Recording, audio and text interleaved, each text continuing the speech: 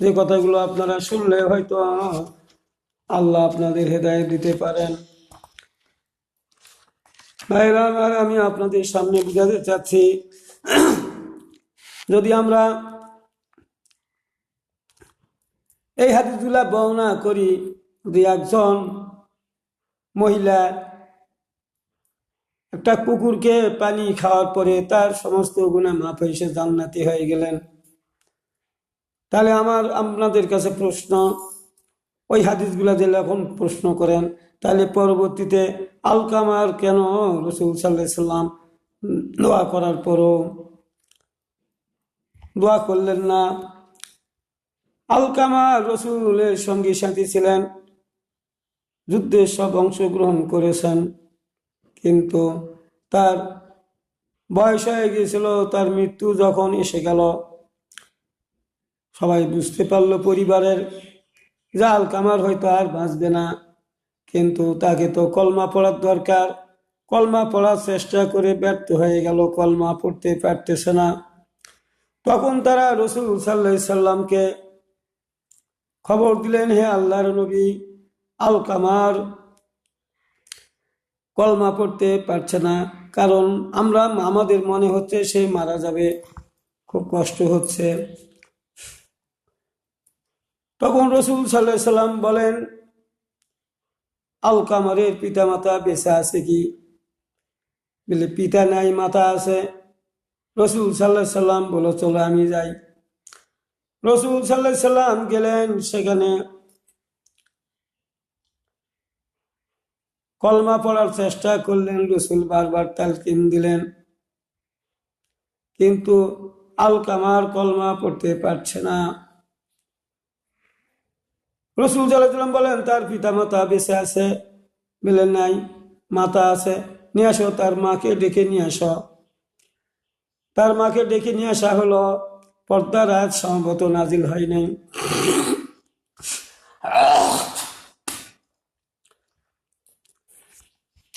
রাসূল সাল্লাল্লাহু আলাইহি সাল্লাম জিজ্ঞেস করলেন, মা আলকামার কেমন ছেলে ছিল? ওই মহিলা বলে, যে আল্লাহর নবী, আলকামার তো খুব ভালো ছেলে ছিল, আপনিও জানেন, আপনিও সাক্ষী। রাসূল বলছেন, হ্যাঁ তা তো ঠিক। তো আমার মনে হয়, রাসূল বলছে, আমার মনে হয় আপনাকে কোনো কথার মাধ্যমে হোক, কিছু হোক, ব্যথা দিয়েছে, আপনার মনে বড় কষ্ট আছে। বলেন, কি কি সমস্যা হয়েছিল আলকামারের উপর, আপনি বেজার কেন? বলতে পারেন, না আমি বেজার নয়, বা আমি তো তাকে ভালোই বাসি। বা রাসূল বলছেন, না মা, হবে না, মনে করো ভালো করে, তোমাকে কোনো ব্যথা দিয়েছি কিনা। তখন ওই মহিলা বলল, আলকামারের মা বলল, হে আল্লাহর নবী, আলকামার যখন বিবাহিত হয় নাই, তখন আমি যা বলি তখনই কাজ তাই করে, সম্পাদন করে, আমি যা বলি তাই করে, কিন্তু বিবাহের পরে আমি যা বলি তা করে না। তার স্ত্রী যা বলে সেই মোতাবেক কাজ করে, আমার কথা শোনে না, আমি এটাতে বড় কষ্ট পাই। রাসূল সাল্লাল্লাহু আলাইহি সাল্লাম বলেন, মা তুমি মাফ করে দাও। কথা না, আমি মাফ করব না। যখন মাফ করে দিতে চাচ্ছে না, তখন আমি আপনাদের কাছে একটা কথা বলে নেই, যে আমরা তো সব সময় বলি যে রাসূল যদি দোয়া করে তাহলে সব গুনাহ মাফ হয়ে যাবে, রাসূল সুপারিশ করলে সব গুনাহ মাফ হয়ে যাবে। তে এত বড় একটা জলিলুল কদর সাহাবী, রাসূল কেন তার জন্য সুপারিশ করলেন না? তাকে কেন সুপারিশ করলেন না এবং তার জন্য দোয়াও করলেন না আল্লাহর কাছে? আমি আপনাদের কাছে এই জিনিসটাই বুঝাতে চাচ্ছি। আর আপনি হাজার হাজার গুনাহ করবেন আর কুকুরকে পানি খাওয়ায় জান্নাত যাবেন, এটা মাক্কি হাদিস। যে সময় কোনো শরীয়তের বিধিবিধান নাজিল হয় নাই, সেই সময়কার আপনাকে এইভাবে বুঝতে হবে। হয়তো হাদিসগুলো লিখতে গিয়ে তারা উলট পালট করেছে, মাক্কি মাদানি এক জায়গায় করেছে। যদিও মাক্কি হাদিস মাদানি হাদিস বলে কোনো কথা নেই, কিন্তু আমাদের তো বুঝতে হবে, কোরআন শরীফের ব্যাখ্যা যদি হাদিস হয়ে থাকে, তাহলে মক্কায় 13 বছর ছিলেন। মাক্কি হাদিস, রাসূল তো বসেছিলেন না, কথা তো বলেছেন। রাসূলের কথা, কর্মকাণ্ড সব যদি হাদিস হয়, তাহলে মক্কা থেকে কিছু তো হাদিস এসেছে।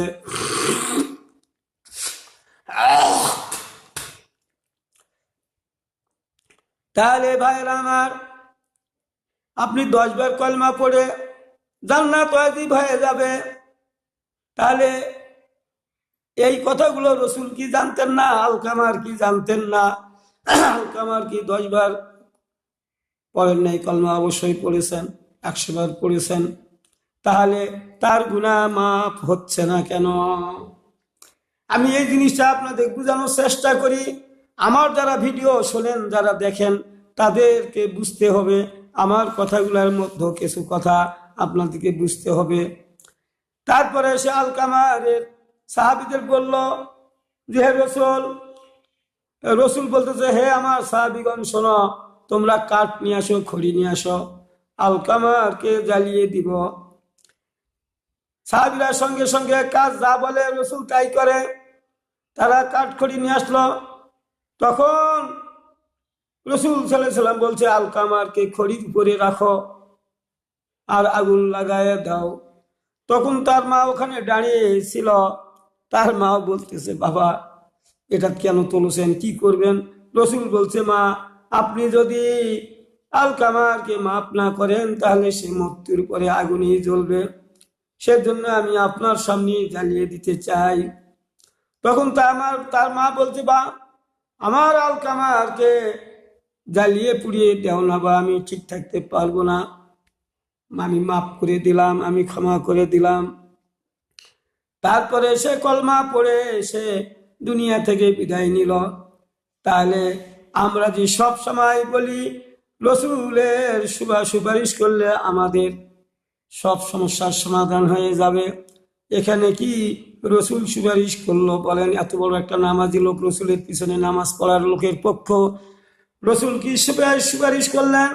আর আপনারা তো আব্দুল্লাহ বিন উবাইয়ের কথা সবাই জানেন, বারবার বলা হয় যে সে সারা জীবন রসুলের সঙ্গে নামাজ রোজা করল, কিন্তু যুদ্ধ জিহাদ গুলাতে সব হুকুম তিনি মানতেন না। এই কারণে সে মুনাফিক হয়ে গেছে। তো এই লোক মৃত্যুর পরেও রসুল সাল্লাল্লাহু আলাইহি সাল্লাম তার জানাজা পড়াইছেন। এমনকি হাদিসে পাওয়া যাচ্ছে, তাকে কবর দেওয়ার পর রসুলের মনে হলো তার মুখে মণ্ডলে একটু আমার লালা দিয়ে দেই, তারপরে যেন আল্লাহ তাকে আগুনে পুড়ে দিল, সে যেন জ্বালিয়ে পুড়িয়ে না যায়। রসুল সাল্লাল্লাহু আলাইহি সাল্লাম জানাজার নামাজ পড়ালেন, সব কিছু করলেন। কবরে নেমে হাঁটুটা তার রসুলের হাঁটুর উপরে মাথাটা রাখলেন, রাখে রসুলের থুতু দিয়ে তার সমস্ত শরীরটা বুলিয়ে দিলেন। ভাইরা আমার, এই কথাগুলো আমি কেন আপনাদের বলছি? তারপরেও আব্দুল্লাহ বিন উবাইয়ের গুনাহ মাফ হলো না, রসুল সুপারিশ করার পরেও মাফ হলো না, বরং আল্লাহ রসুলকে সতর্ক করে দিয়েছেন, ইস্তাগফিরু লাহুম আও লা তাস্তাগফিরু লাহুম। আল্লাহ বলছেন, হে রসুল তুমি তার জন্য ক্ষমা প্রার্থনা করো আর নাই করো একই কথা, ইন আস্তাগফিরু তাস্তাগফিরু লাহুম ৭০ মাররাতান ফালা ইয়াগফিরুল্লাহু লাহুম যালিকা বিআন্নাহুম কাফারু বিল্লাহি ওয়া রাসূলিহি। তুমি ৭৬ বার তার জন্য ক্ষমা প্রার্থনা করলো, আমি আল্লাহ তাকে মাফ করব না।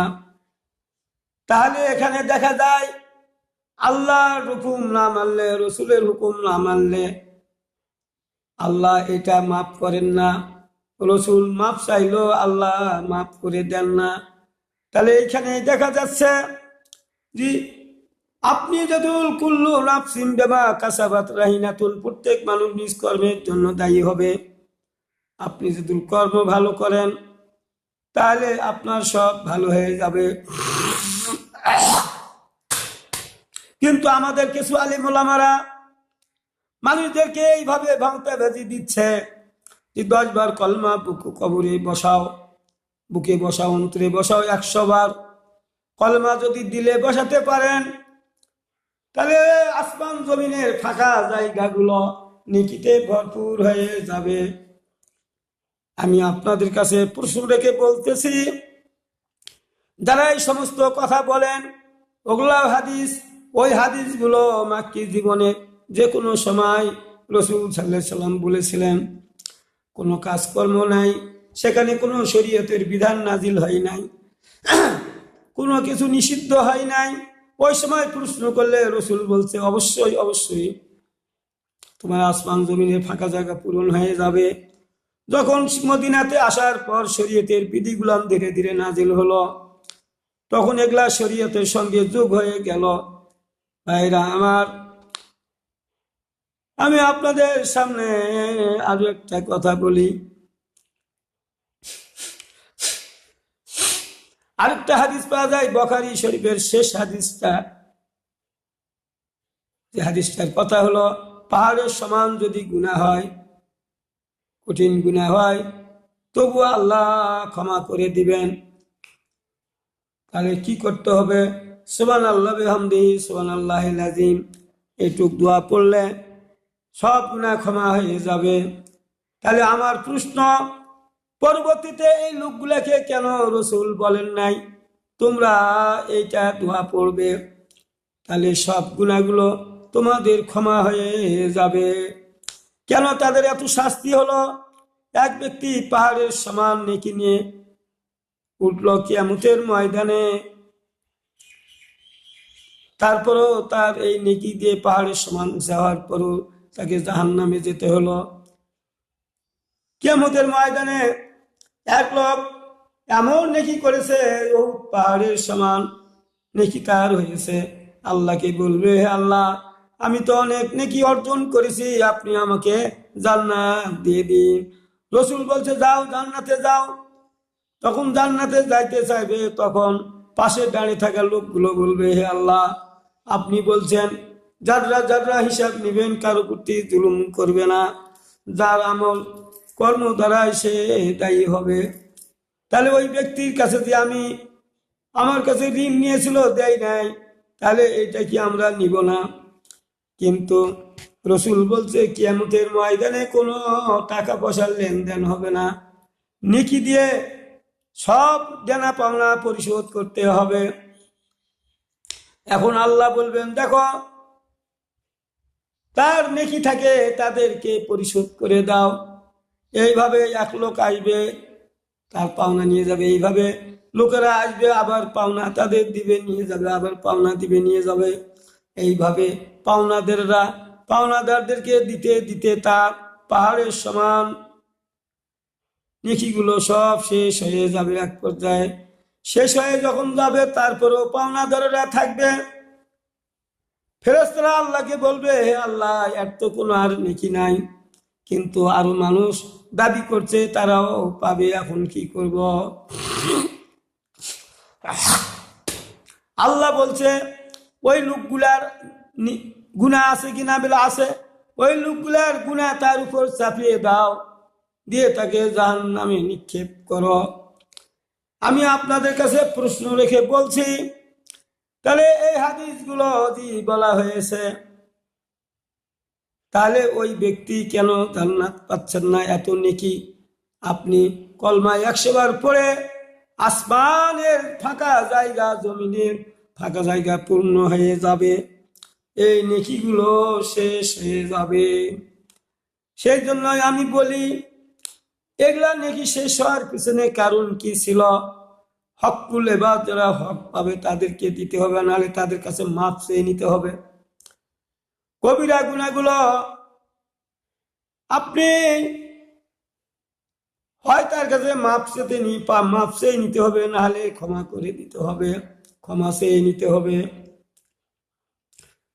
তাহলে আপনি আমল করে ফরজ হুকুমগুলো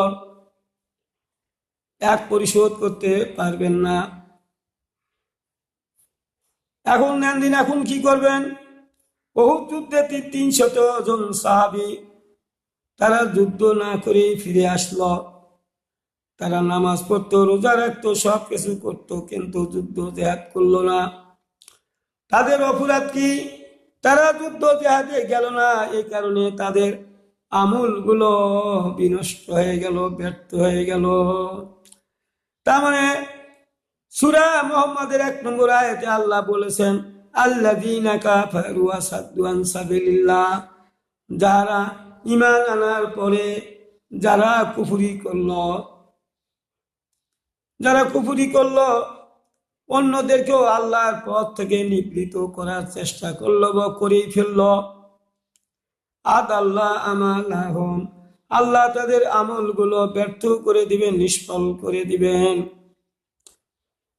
তাহলে ফরজ গুনাহগুলো করলে আপনি যতই আমল করেন সেগুলা সব ডিলিট হয়ে যাবে। আপনি যদি কবিরা গুনাহ করেন আপনার সব আমলগুলো ডিলিট হয়ে যাবে। ভাইরা আমার, যত নফল ইবাদত আছে ফরজ হুকুম অমান্য করলে সবগুলো ডিলিট হয়ে যাবে। তাদের আমলগুলো ডিলিট হওয়ার কারণ কি? তাদের আমলগুলো ডিলিট হবে এই কারণে যে আল্লাহ যা নাজিল করেছে তা তারা অপছন্দ করেছে, এই কারণে তাদের আমলগুলো ডিলিট হয়ে যাবে। এই দেখেন এখানে আল্লাহ বলছে আল্লাযীনা কাফারু ফাতাসাল্লাহুম ওয়া আদাল্লা আমালাহুম, যাহারা কুফরি করিয়াছে তাহাদিগের জন্য রয়েছে দুর্ভোগ এবং তিনি তাহাদের আমলগুলো ব্যর্থ করে দিবেন। সূরা মুহাম্মদের ৮ নম্বর আয়াত। তাহলে সূরা মুহাম্মদে আল্লাহ বলতেছে তাদের আমলগুলো কেন ব্যর্থ হবে? এরা ঈমান আনার পরেও নামাজও পড়েছে কিন্তু তারা কিছু মানে আর কিছু মানে না। এই ধরনের কর্মকাণ্ড করলে আল্লাহ তাদের আমলগুলো ব্যর্থ করে দিবেন। কারণ বলা হচ্ছে যালিকা বিআন্নাহুম কারিহু মা আনজালাল্লাহু ফাআহবাতা আমালাহুম, তাদের আমলগুলো ব্যর্থ হলো কেন? এই জন্য যে আল্লাহ যা অবতীর্ণ করিয়াছেন উহারা তা অপছন্দ করে, সুতরাং আল্লাহ তাহাদিগের কর্ম নিষ্ফল করে দিবেন। এই কারণে আল্লাহ তাদের কর্মগুলো নিষ্ফল করে দিবেন। কেন করে দিবেন? একজন আপনি ঈমানদার বলেন, আপনাকে যদি প্রশ্ন করা হয় আপনি কোরআন মানেন কিনা, আপনি বলবেন কি বলেন, আমি মানবো না মানে অবশ্যই মানবো, 1000 বার মানবো। কিন্তু যখন বলা হয় ফাকাতিল ফি সাবিলিল্লাহ লা তুকাল্লাফু ইল্লা নাফসাকা ওয়া হাররিজিল মুমিনিন, হে রাসূল তুমি যুদ্ধ করো হলো অন্যায়ের বিরুদ্ধে, আর তোমাকে এই ব্যাপারে জিজ্ঞাসাবাদ করা হবে, দায়ী করা হবে, আর মুমিনদেরকে উদ্বুদ্ধ করো জিহাদে। তাহলে আয়াতের হুকুম যদি আপনি না মানেন, ওয়াকাতিলু হাত্তা লা তাকুনা ফিতনাতুন ওয়া ইয়াদিনু কুল্লুহু লিল্লাহ, তোমরা তাদের বিরুদ্ধে সংগ্রাম অব্যাহত রাখো যতক্ষণ না দুনিয়া থেকে ফিতনা ফাসাদ উচ্ছেদ হবে, আল্লাহর জমিনে আল্লাহর বিধান কায়েম হবে, ততক্ষণ সংগ্রাম চালাও। তাহলে এদেশে আল্লাহর জমিনে আল্লাহর বিধানও কায়েম নাই, কোনো আইন বিধান কায়েম নাই, তো আপনি তো বসে থাকতে পারবেন না, এটা আল্লাহর হুকুম। আপনি যদি এই আয়াতগুলা যদি অস্বীকার করেন, যদি না মানেন, তাহলে যদি আপনি না মানেন তাহলে কি হবে? তাহলে তো আপনার আমলগুলো ধ্বংস হয়ে যাবে। তাহলে আপনি এত নেকি করে কি করবেন? নফল ইবাদত দিয়ে আপনি আসমান জমিনের ফাঁকা জায়গা পূরণ করবেন, কিন্তু আপনি ফরজ ইবাদত থেকে বঞ্চিত হলেন। তাহলে কি করে হবে? খাইবর যুদ্ধ থেকে ফিরে আসার পথে রাসূল সাল্লাল্লাহু আলাইহি সাল্লাম এক জায়গায় যাত্রা বিরতি করলেন, রাত হয়ে গেল, সেখানে গোস্ত পাক শাক হচ্ছে, এমন সময় একটা অজানা তীর আসে একজনকে লিখে দিল, লাগে গেল এবং সে ধরপড়াতে মারা গেল। সবাই বলল সে শহীদ, কেন? যুদ্ধের ময়দান থেকে আমরা ফিরে এসেছি, সে তো যুদ্ধ করেছে, সবাই তো নিষ্পাপ হয়েছে। আল্লাহ নবীর কাছে জিজ্ঞাসা করা হলো, অমুক ব্যক্তি মারা গেল, তার গুনাহ কি মাফ হয়ে গেল? সপ্তম হিজরির কথা, মহরম মাসের ঘটনা। রাসূল সাল্লাল্লাহু আলাইহি সাল্লাম বললেন, না তার গুনাহ মাফ হবে না, সে শহীদও হবে না, কারণ বাইতুল মাল থেকে একটা চাদর চুরি করেছে। তার কাছে আমি আমানত রেখেছিলাম, আমানতের খেয়ানত করেছে।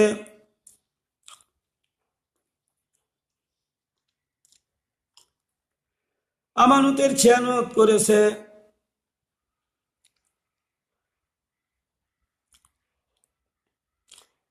এই কারণে আমি জিজ্ঞাসা করলে অস্বীকার করেছে, এই কারণে ওই চাদর সারা জীবন তাকে আগুন দিয়ে জ্বালাবে, আগুন দিয়ে জ্বালাবে। ভাইরা আমার, তা আপনি পাহাড়ের সমান। রসুল কি বলতে পারতেন না যে আব্দুল্লাহ বুহাইকে এবং সকলকে বলতে পারতেন, আপনি এই কলমা পড়েন, যেহেতু আপনি যুদ্ধ জেহাদ করতে পারবেন না, কলমা পড়েন, তাহলে আপনার আসমান জমিনের সমান নেকি ভরপুর হয়ে যাবে। 10 বার কলমা পড়েন, এই উমরার সওয়াব পাবেন। এই আয়াত পড়েন, উমরার সওয়াব পাবেন। এই আয়াত পড়েন, উমরার সওয়াব পাবেন। এই কথা রাসূল বলেননি কেন? অথচ তাদেরকে শাস্তি পেতে হলো, তাদেরকে দুনিয়াতে তাদের বিচার হয়ে গেল। এখন আমার প্রশ্ন, যে আপনারা যারা অল্প ইবাদত করে জান্নাত পেতে চান, আপনার পাশেই অন্যায় অনাচার হচ্ছে, আপনি বাধাও দিতে পারছেন না, দিচ্ছেন না, জেনে শুনেও দিচ্ছেন না। রাসূল বলছে, যারা অন্যায় কাজ হতে দেখলো, বাধা দিল না, বাধা দিতে হবে কথা কোনোদিন চিন্তা করলো না। এ অবস্থায় যদি সে মৃত্যুবরণ করে, তাহলে সে তো মুনাফিকের চিহ্ন নিয়ে মৃত্যুবরণ করলো। আর নবী হুরায়রা কলা কলা রাসূলুল্লাহ সাল্লাল্লাহু আলাইহি সাল্লাম, মান মাতা ওয়া লাম ইয়াকযু ওয়া লাম ইয়াদুস বিহি নাফসু মাতা আলা শুবাতি মিনান নিফাক। এই হাদিসটাই জীবন ন্যায় কাজ হতে দেখলো, বাধা দিল না, বাধা দিতে হবে কথা কোনোদিন চিন্তাও করলো না। এই অবস্থায় যদি সে মৃত্যুবরণ করে, মুনাফিকের চিহ্ন নিয়ে মৃত্যুবরণ করে, ভাইরা আমার, বৃহত্তম জনগোষ্ঠীকে আপনারা দাওয়াত দিচ্ছেন, অথচ কলমার কথা খালি মুখ দিয়ে আপনার পড়ছে। কলমার দাওয়াত দিচ্ছেন, কলমার দাওয়াত দিচ্ছেন। কলমার দাওয়াত তো আমি মনে করি আপনারা নিজেরাই কলেমা বুঝেন না। আর আপনারা কি দাওয়াত দেন আপনারাই জানেন, আমি জানি না। ভাইরা আমার, যে কলেমার দাওয়াত দিতে গিয়ে রাসূল সাল্লাল্লাহু আলাইহি সাল্লাম পাহাড়ের চূড়ায় উঠে বললেন, একটা ডাক দিলেন। আরবের একটা নিয়ম নীতি ছিল, কোন বিপদ আপদ বহির্বিশ্ব বা বাহির থেকে কোনো আক্রমণ বা কোনো বিপদ, কোনো সংকেত পাওয়া গেলে ওই পাহাড়ের চূড়ায় উঠে চিল্লাইতে হবে। চিল্লাইলে সবাই বুঝতে পারবে কোনো না কোনো বিপদ আমাদের উপরে আসতেছে। রাসূলুল্লাহ যখন চিল্লাইতে থাকলেন, তখন সব লোক জড়ো হয়ে গেল। আবু জাহল, আবু লাহাব, উতবা, সাইবা, ওয়ালিদ বিন মুগিরা সহ আরো সাধারণ মানুষ। তখন আবু জাহল বলল, ভাস্তা কি জন্য ডেকেছ বলো। রাসূল বলছে, আমি যদি বলি ওই পাহাড়ের অপর প্রান্তে একদল শত্রু সৈন্য আমাদেরকে আক্রমণ করার জন্য বসে আছে, আপনার কি বিশ্বাস করবেন? আবু জাহল সবাই বলল যে কেন বিশ্বাস করব না, কারণ আপনি তো কোনোদিন মিথ্যা কথা বলেন নাই, সত্য কথা বলেছেন। তখন রাসূল বললেন, লা ইলাহা ইল্লাল্লাহু তুফলিহুন।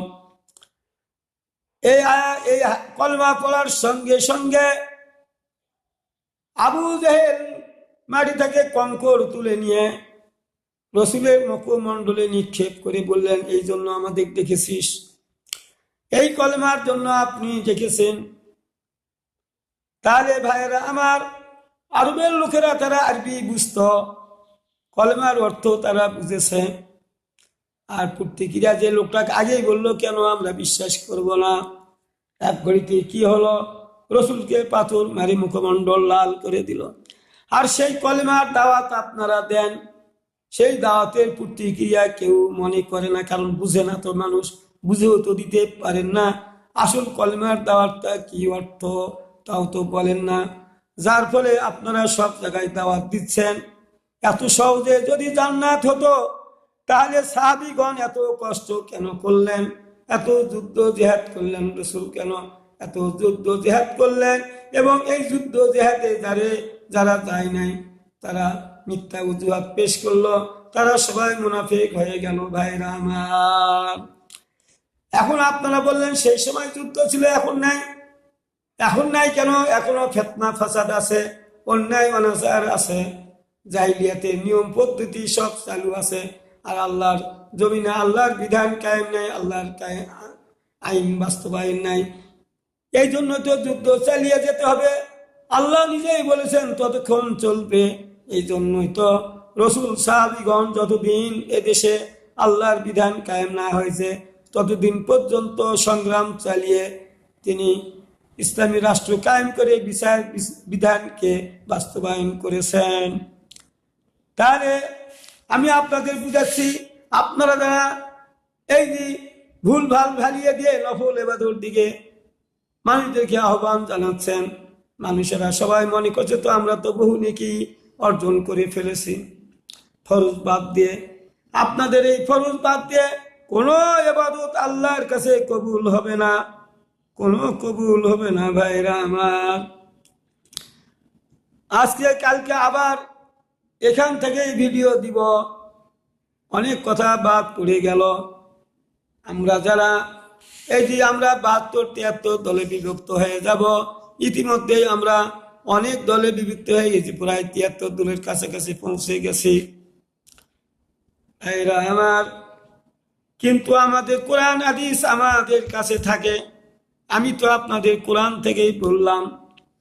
ভাইরা আমার, আল্লাহর নবী বলছেন, আনাবি হুরাইরাতা ক্বালা ক্বালা রাসূলুল্লাহ সাল্লাল্লাহু আলাইহি সাল্লাম তারাকতু ফীকুম আমরাইনি তাযাল্লু তামাসসাকতুম বিহিমা কিতাবুল্লাহি রাসূলিহি।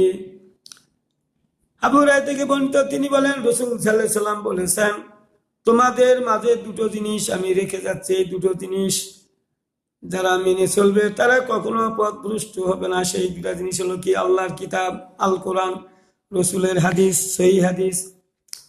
তাহলে আমি আপনাদের সামনে কোরআন থেকে কি কারণে তাদের আমলগুলো ধ্বংস হলো, কি কারণে তাদের আমলগুলো বিনষ্ট হয়ে যাবে, একটি হুকুম যদি আল্লাহর অমান্য করা হয় তাহলে আমলগুলো ডিলেট হয়ে যাবে। আমি আজকে এই পর্যন্ত ভিডিওটি আপনাদের সামনে দিলাম। আপনারা মানুষের সামনে এটা শেয়ার করবেন, কমেন্ট করবেন, দিবেন। ভাই, আমার দায়িত্ব আমি পালন করছি, আপনাদের দায়িত্ব আপনারা পালন করেন, এগুলাতে সব পাবেন। এগুলা সবগুলা হলো শক্ত সব।